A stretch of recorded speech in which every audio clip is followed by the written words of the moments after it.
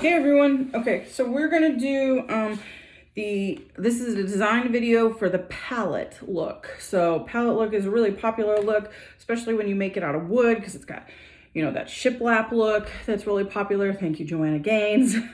So we're gonna do that. I'm gonna show you how to create that on metal. So this is a primed 6-inch whimsical heart refrigerator magnet. I'm gonna show you how to do that. So first thing you need to have here is your color. So I'm going to keep true to some traditional Valentine's colors. I'm going to do pink and red, and then you need to have some white on hand, and then you need to have Scotia black on hand. So I'll show you that. And then you also need, so the red and the pink are the colors I'm using. If I wanted to, let's say here, I'm sitting here doing a bunch of videos. Maybe I wanted a lime and green heart. Could happen. Maybe maybe I like being Irish. I don't know. You know, pick your colors that you want for your shiplap.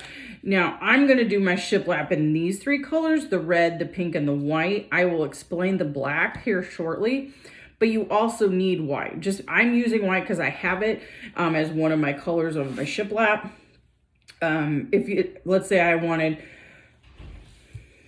maybe I want to throw a little green in there. I don't know, whatever. So if I was using these 3 colors for my my shiplap look or my palette look, I would still need white with my black. So you definitely need, and it's a Scotia black and a Scotia white. So, okay.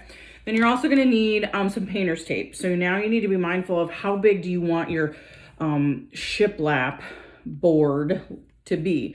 I'm going for kind of a larger one just because I can. This is probably about 1 inch. Yeah, a little over 1 inch. So, but I'll show you how to do it. So the first thing you're going to do, so I'm going to get this out of the way so you can see it. Decide which direction you want it to go. I think I'm going to have it go left to right. So you are going to need 3 pieces. So what I typically tell people is on your paint, this is going to be red. Okay, so I put a little red R over there.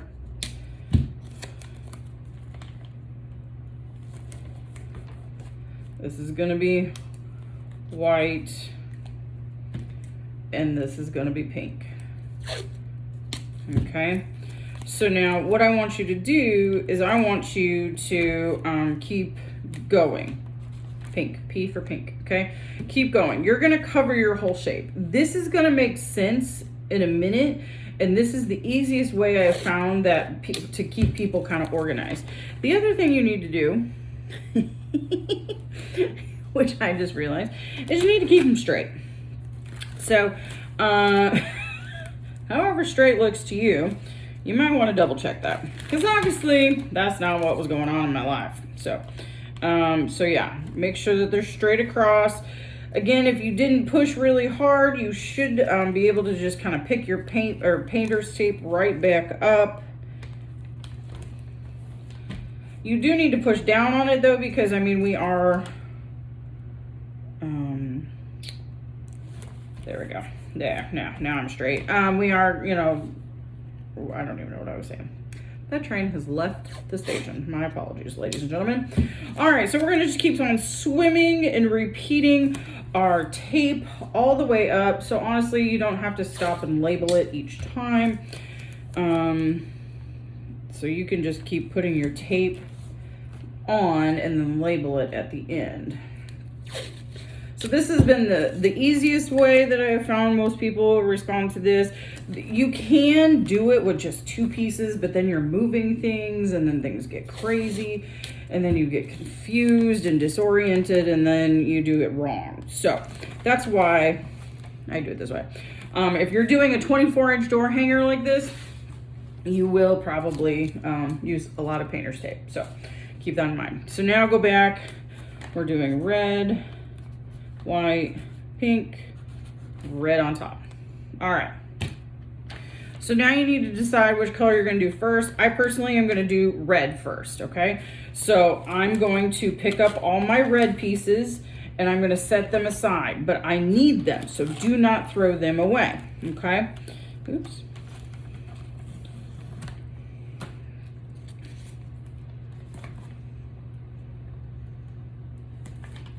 Oh, well, oops there. All right, so I pulled all my red off, and you're like, you literally just put that down. Yep, I know. All right, so this is where you're gonna grab your paintbrush and your paint, and you are gonna go to town and paint it. Now, you can make it super opaque. You know, you can do 2 coats of paint. But I personally, since I'm kind of going for more of that rustic look, I think I'm going to just stick to 1 coat of paint on each section, and you can kind of see how I'm kind of drawing across. If you notice that I have some metal showing off of where I took my painter's tape off, that's because my primer wasn't dry.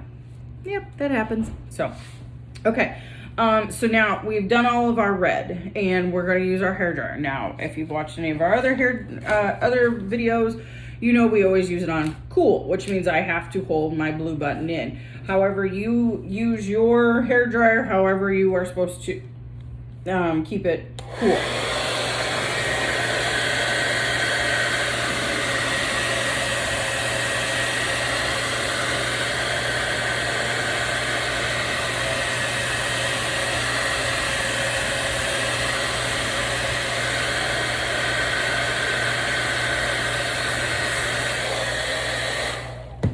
So as always, we have, we keep our coats of paint thin, and I'm gonna do this side here, my apologies. We keep our coats of paint thin, and that way it dries quicker. I was doing the sides. This is a fridge magnet, so people will generally see the side of a fridge magnet a lot more than say someone else, you know, like a door hanger or something.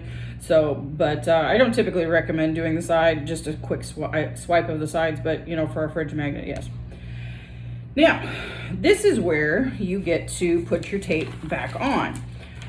It does not have to be put on super tight at this point, but you do need to return your tape to its original home. Okay, we'll just put this bad boy there. Okay, so the next color I'm going to do is going to be pink. So I'm going to pull all of my pink painter's tape off. It should be white. It better be white. If you see a color other than white, you're in trouble. And you've done something wrong. Go ahead and just push down the edge of anything on either side of the pink that you're about to paint, just so that you have a really good seal. And again, you're gonna lather, rinse, and repeat. You're gonna put your pink on. Again, I'm going for a more rustic look, so I'm gonna be pretty scant with the amount of paint that I'm using. You'll notice I kind of come up here and take a bunch of it off. You are more than welcome to do that. Another really popular tool to create kind of a rustic finish in your paint is a chip brush. A chip brush on a magnet isn't really going to take a lot of time, or isn't going to work really well because it's this big. But it's a coarse bristle brush that you can kind of just go back and forth, and then you're good to go. When I was doing this buffalo plaid check, I used a bristle brush, or I used the chip brush. So again, something that just adds a little bit more character to your shape. Now I'm going to go ahead and dry this real quick.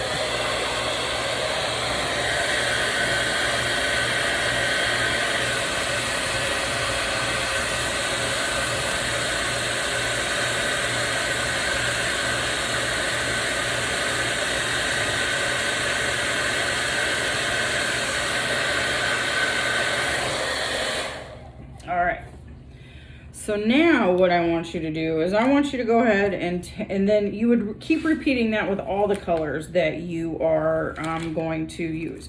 Now I have white, but I'm going to show you why we're going to use it. And I had already primed this piece. So, and I just like the primer look on this because again, your primer doesn't have to be perfect. Okay, so at this point you're like, girl, what do you have going on there? Just wait, okay? See those little dark dots down here? Like that right there, those right there. Those are where my primer was not totally dry and I put painter's tape down. Now, I'm not super upset about it because I'm going for a rustic look with all of this, but it is really hard to overcome that. But you can see the difference between the paint on white primer and the paint on, you know, the dark metal. So again, if you don't want the primer, then you don't have to have the primer. So, all right, now what I'm gonna do is I'm gonna do the following, and this is gonna probably blow y'all's mind.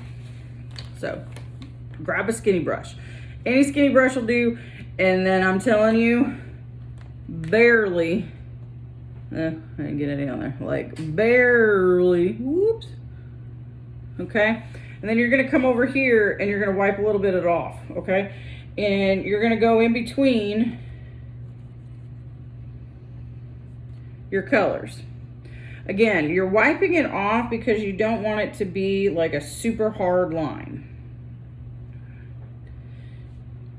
It's supposed to be rustic. You could also use a brown. That would be really pretty, especially if you were using some like some fall type colors, okay? You could also use a gray if you're a big fan of gray. So, and all I'm doing is I'm just kind of going back and forth in between the colors to show the shiplap. Now, the boards of the shiplap. My shape keeps moving because it's a 6-inch shape. But I just want you to kind of see how just very freehand, that's all I'm doing, okay? So it is gonna look a little harsh right now. That's totally okay. Don't worry about it, I promise you. I would never lead you astray. All right, now using that same brush, keep the black on it. I'm a big fan of that. Come over here, okay? You're almost gonna kind of make a gray, and you're gonna go right over top some of that black, kind of soften it up a little bit. Okay.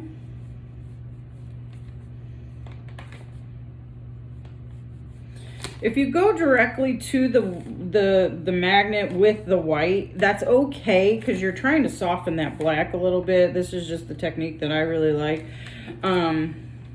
There's a lot of different techniques. I'm just going to kind of show you like how I do things. That doesn't necessarily mean the right. That doesn't necessarily mean the wrong. It just gets the job done. Kind of how I attack that. You saw me pick up some black here. Between my pink and my white, I needed a little bit more black. So I came and picked that up.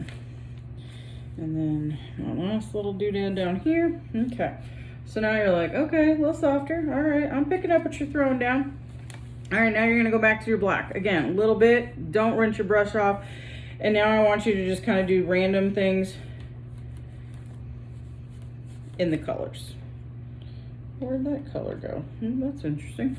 Okay, so again, oh, I'm doing black. Whoops, sorry, black. Come in, and if you get a little too crazy, here I'll show you. How, I got a little too crazy on my white section here.